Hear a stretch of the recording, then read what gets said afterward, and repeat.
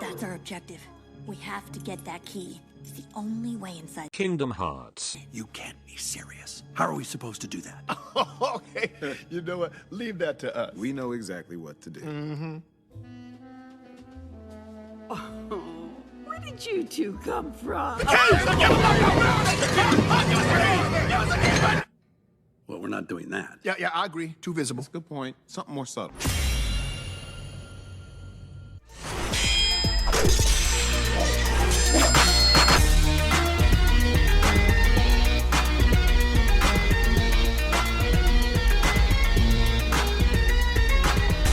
What's going on, my roundtable? My name is Excaliber596, and it's Disney sequel time, baby! Aren't Disney sequels fun? Yeah, being a Disney sequel will totally give my video a good reputation. Yes, sirree, but... Oh. Uh-oh. So, a couple years ago, I made a video ranking the members of Kingdom Hearts 2's Organization 13, and since it's been a while since Kingdom Hearts 3 came out with its Sakurai-level updates to the roster, I figured it was about time for me to make a video ranking the members of the real Organization 13. Okay, that name makes me want to pull a Clayton, and because it's my channel and I do what I want, I'm gonna refer to them as the 13 Seekers from now on. Okay, it's a better name anyway, fuck you. Now, if you haven't seen my last video on this topic, I mean, I guess you don't have to, but it gives a good amount of context into how this video is gonna be structured and how each member is gonna be ranked. Also, it gives you another chance to subscribe and help me with my crippling financial anxiety. Numbers 15 and 14. So, I bet you're asking me, Excalibur, if there are 13 Seekers of Darkness, why is there a 15 and 14 on the list? Well, it's very simple. It's because Kingdom Hearts absolutely refuses to not be overly complicated for more than 10 seconds! Now, for there to even be a 15 and 14 on this list, I think you all know who it is I'm gonna put on here. Yeah, Xemnas and Vanitas are fucking I'm kidding. It's Vexen and Demyx in that order, and the reason should be fairly obvious. Oh, I see. It's because I got benched. I got benched too! They were so utterly pathetic in combat in comparison to the other members that they were literally waterboyed for the final battle. It's clean. It's cold. Now that's what I call high-quality H2O. Oh! But don't feel too bad for them. Getting benched was actually a massive help in their efforts to secretly betray the 13 Seekers, and were instrumental in adding valuable assets like Roxas and thereby Xion to the Guardians of Light. Now, for anyone wondering why I specifically have Demyx over Vexen, it's because Vexen's not really much of a fighter with his ice magic and replica creation, while Demyx can actually be a bit of a threat if he gets serious in a fight with his water clones and water spouts. But honestly, the two can be pretty interchangeable. Number 13. Draw your last pathetic card so I can end this, Yugi. My grandpa's deck has no pathetic cards, Kaiba, but it does contain the unstoppable Exodia! Ah! Impossible! Exodia! Obliterate!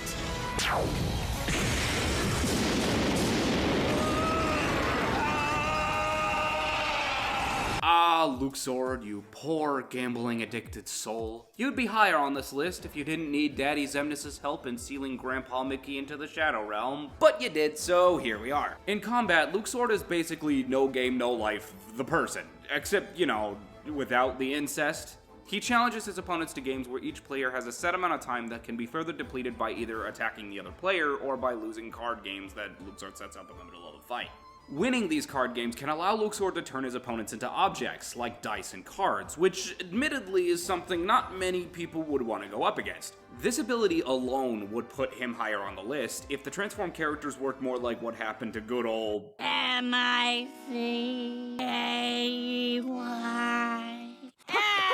M-O-U-S-E. But since they can still attack in these forms, it doesn't turn out to be as hacks as it could be. The main reason Luxord is at the bottom of the list is because most of the other characters are unfortunately able to react to his games and can win with little issue, even with control over his cards getting much better in Kingdom Hearts 3 with his Giant House of Cards ability. Number 12.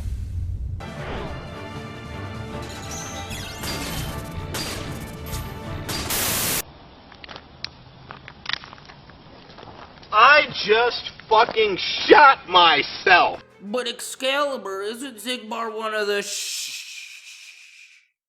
Listen to this. Figures. If I had a keyblade, it'd be different. I ain't talking about that. You get me? No need to spoil things? Okay. Now you hear that? Sound of you getting the fuck out of my face. Okay, so for certain plot reasons, Xigbar may be a contentious entry on this list, but as Xigbar, I stand that this is about where he should be placed. While his ability to control space, to change the battlefield, and make his shots appear anywhere he wants to is a pretty hacksy ability, story reasons keep him as a low entry on this list, mainly based on who's above him. People like Xion, who just gave him the fucking key-shaped belt, and Marluxia, who should be pretty comparable to that. And like Luxord, Xigbar hasn't really gained any new abilities that could turn the tide in his favor against any other member on the list. He literally just got shots that could pause for a second, and a giant rain of dark shots that cover the entire battlefield that admittedly looks pretty fucking awesome. But unfortunately, it's not really awesome enough to cover the difference. Sorry, pal. As if. Number 11. I don't understand. I really don't. You're still scared of a little thunder. I am not! Thunder Buddies for life, right, Johnny? Fucking right! All right, come on, let's sing the thunder song. All right. When you hear the sound of thunder, don't you get too scared. Just grab your thunder buddy and say these magic words. Fuck you, thunder! You can suck my dick. I really wanted to put Larxene lower on this list because I hate her.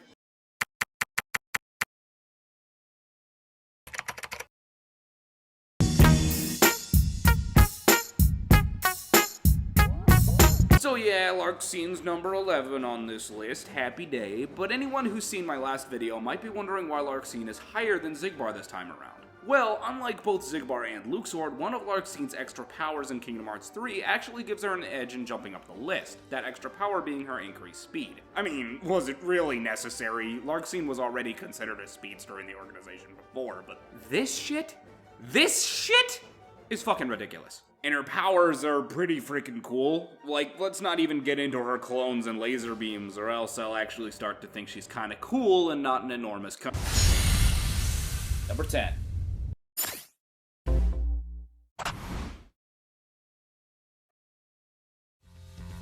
Soon the emptiness will shatter your heart. Here in this world of nothingness. As lightless oblivion devours you, drown in the ever-blooming darkness! I mean, Marluxia's kinda cool, I guess. She's got a scythe and can make thorns or whatever, but apart from that, there's nothing super cool that... What the fuck? Wait, is she leveled into... Oh, the skull thing! What the... Okay, so Marluxia might be a low-ranking member on this list, but that by no stretch means he's weak. He pretty much tied with 4 other nobodies for the title of 3rd strongest member of Organization 13 in my last list, and that's without considering his fucking awesome Angel Susano thing that he used in Castle Oblivion. Like, no wonder he thought he could overthrow the organization with this shit at his disposal. If he could still use this thing, he would have taken the 3rd spot on my list with no difficulty, possibly even overtaking a full potential Roxas and taking 2nd. But even without that ability, Marluxia still has plenty of ways to put people in the ground, most lethal of which being his ability to curse people and the ability to coat the entire battlefield in a thorny vortex, sucking people into a fucking skull-shaped explosion that makes my inner 10-year-old go ah! And interestingly enough, Marluxia's curses have actually received a significant buff in Kingdom Hearts 3. Back in Kingdom Hearts 2, Marluxia's curses gave his opponent a hit counter that could go down every time Marluxia landed an attack against them. And while this is an okay win condition, anyone who's able to avoid his attacks should be okay to go up against him. In Kingdom Hearts 3, however, this counter has changed to a timer that goes from 99 to 0 in as fast as 20 seconds, meaning the only other members of the 13 Seekers that can even take him on are members who can defeat him in that short amount of time. Speaking of which, Number 9. Sora. Sora. Sora. Sora. Are there any other Sora. I should know about? out. What's yours is mine. As the first new member of the group on this list, Vanitas is one of those characters that seems a lot stronger than he actually is. I mean, he's Master Xehanort's main apprentice, he's got a Keyblade, he's one of the main villains in Birth by Sleep, which is filled to the brim in powerhouses, he's the creator of all the Unversed. I mean, the guy's a secret boss, for crying out loud. How is he not higher on the list? I'll tell you why. It's because he has one of the shittiest track records in Kingdom Hearts history. Vanitas vs. Aqua? Loss. Vanitas vs. Ventus and Mickey? Loss. Vanitas vs. Aqua again? Loss. Vanitas vs. Terra? Runs away. Vanitas vs. Aqua again! Surprise attack. Vanitas vs. Ventus? Loss. Vanitas with an incomplete Keyblade against Ventus? Loss. Vanitas with an incomplete Keyblade and Ventus's body versus Aqua and Mickey? Loss. Vanitas versus Sully? Fucking Sully? The only time he ever comes close to winning in the main series is when Aqua, who is still recovering from fighting in the Realm of Darkness for a decade, comes back to wake Ventus again, and even then, he kinda cheated. However, hope is not lost for our hot topic Sora. Luckily for me, and for Vanitas, a new Kingdom Hearts Union Cross episode has recently dropped as I was writing this video, and in that episode, a remnant of darkness, which is heavily implied to be Vanitas before being fused with Ventus, takes on all 4 Union leaders as well as the player character at the same time. One of those Union leaders being Larxene, a Keyblade wielder who is practically confirmed to be Marluxia before he was turned into a nobody. This likely puts Vanitas at a much higher level than Marluxia, considering that despite Marluxia being stronger now, he was just a kid in Union Cross after all. Ventus, who is the one who finally defeated Vanitas that day, also got stronger after those events, so they should still be around the same place today. Number 8. He is exactly like you in every way.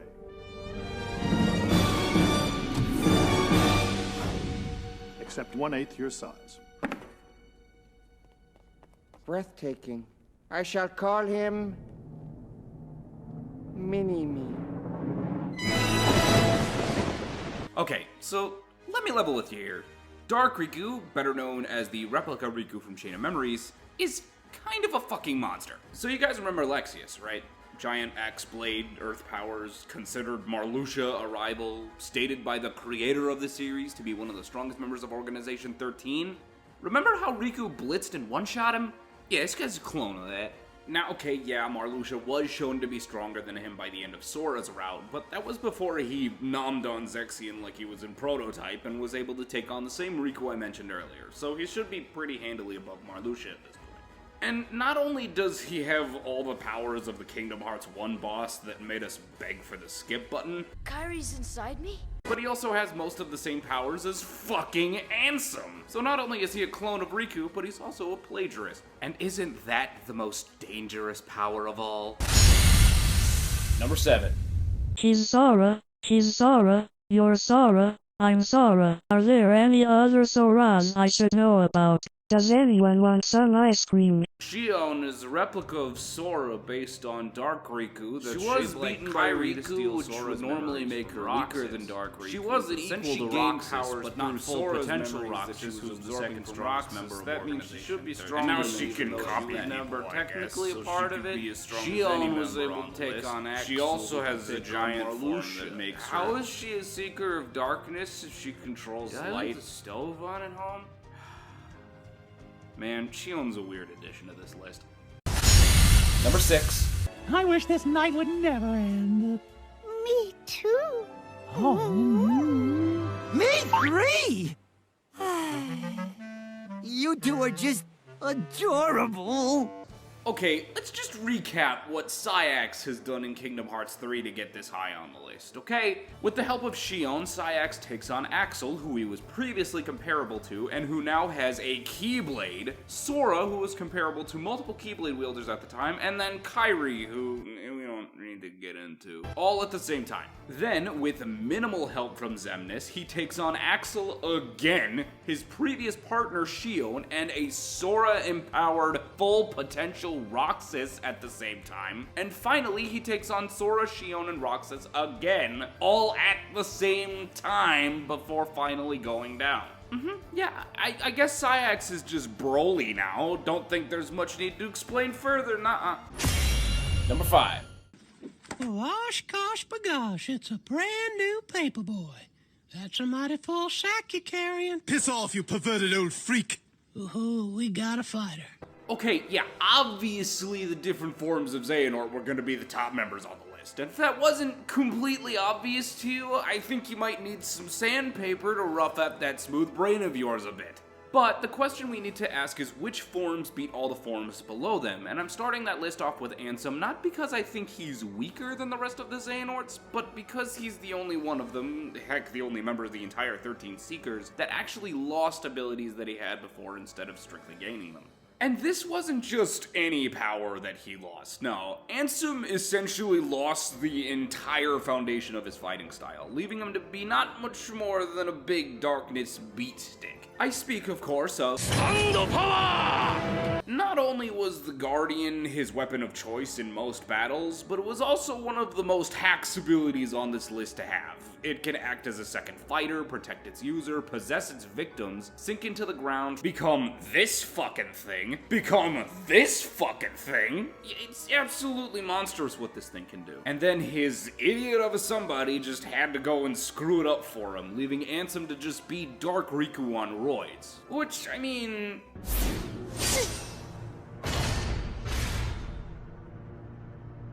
Too slow. Yeah, it still makes him pretty powerful. Number 4. Oh, magic conch shell, what do we need to do to get out of the kelp forest? Nothing. The shell has spoken! Nothing. We can't just sit here and do nothing. Xemnas is absolutely ridiculous, man. The dude can conjure up laser swords, unbreakable shields, laser blasts. He can cover himself in an invincible shield of darkness to almost teleport, all from using the power of literal nothingness. How do you even do that? He uses the power to which all nobodies are based from just to attack. No fire, no water, no space, no time. Just the pure essence of nothingness. In Kingdom Hearts Streamed Out Distance, the guy was able to make Sora his bitch, and then proceeded to make King Mickey a Keyblade Master, his side bitch later on. Speaking of Keyblades, did you know that Xemnas has one? Yeah, people were thinking, hey, this doesn't make sense. Why does Sora's nobody have a Keyblade and Xehanort's doesn't? And Xehanort just came out and said, oh yeah, he does. He just doesn't feel like using it. Like, what? This guy is so confident in his abilities, and for good reason, mind you, that he just decides not to use the strongest weapon in the verse. He's just like, nah, man, these ethereal blades be cool as fuck. I'm gonna use them instead. This guy's going toe-to-toe with Sora, Riku, Miska Muska, and he's not even using his ace null. And don't even get me started on the crazy final boss shit he can do after basically absorbing Kingdom Hearts. Of course, that doesn't count because it's not his own power, but still, look at this shit. Look, it's crazy, man. Yeah, so about the crazy shit he can do after absorbing Kingdom Hearts, he can do some of that now. Number 3. Good luck, Scott. You got this. You're right. I do, Captain America. On a count of 3. 3, 2, 1. Back.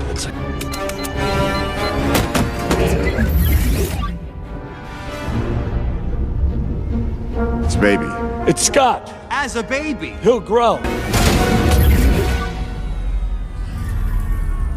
Somebody peed my pants, but I don't know if it was baby me or old me. Or just me. Time travel!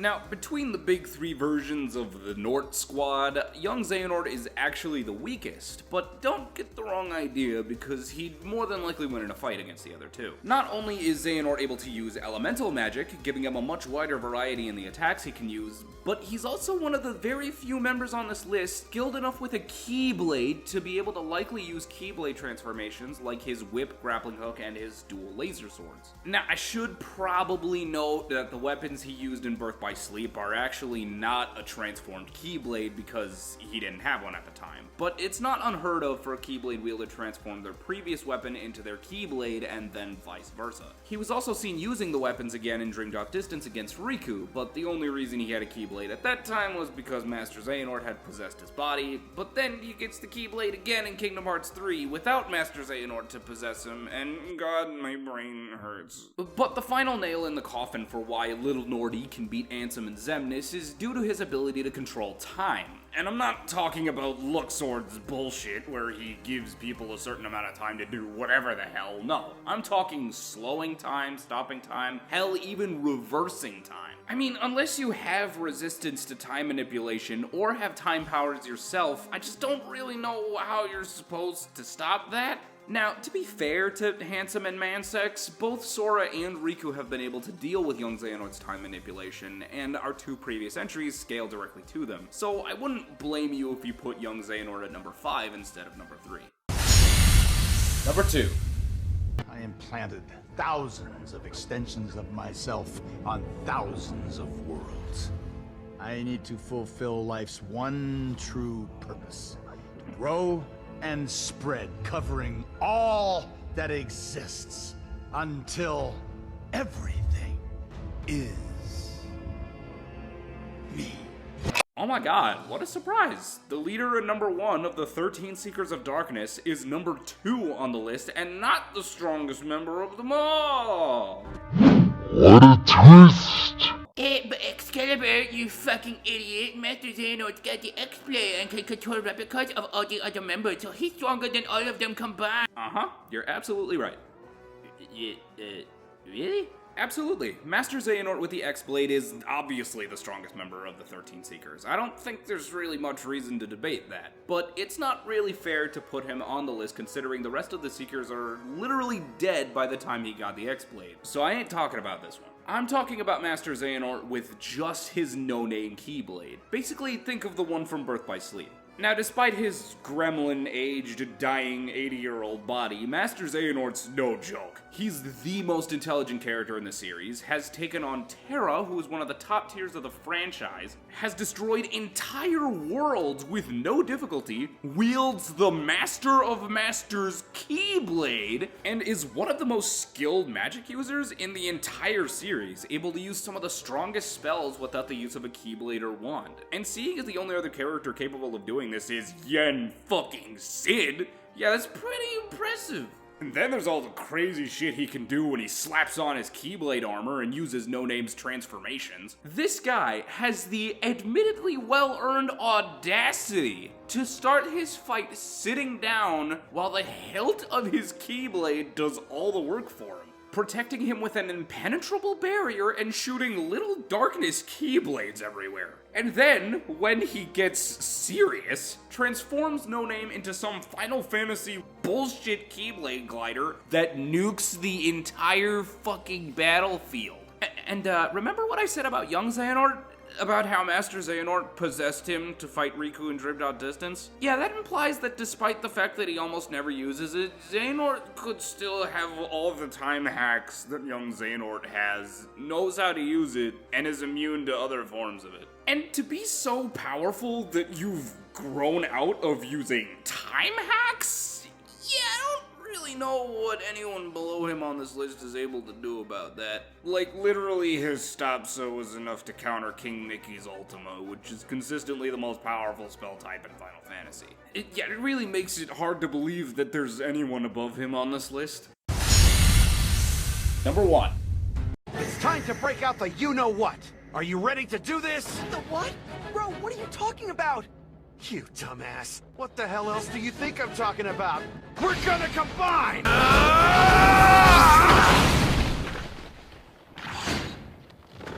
Okay, so before I get to number 1 on this list, let's just make a hypothetical, shall we? Let's try to make the strongest Kingdom Hearts character of all times. Let's make ourselves an OC, people. So you know how strong Xehanort is, but he's kind of an old fart now. So let's give this guy a stronger body. Someone who's beaten Xehanort despite all I said about him before. Let's say Terra. Terra's a good fit. Okay, yeah, that looks good. But Terra's a bit of a dumb, chatty meathead, so why don't we make this guy smarter? Let's give him Xehanort's intelligence, alright?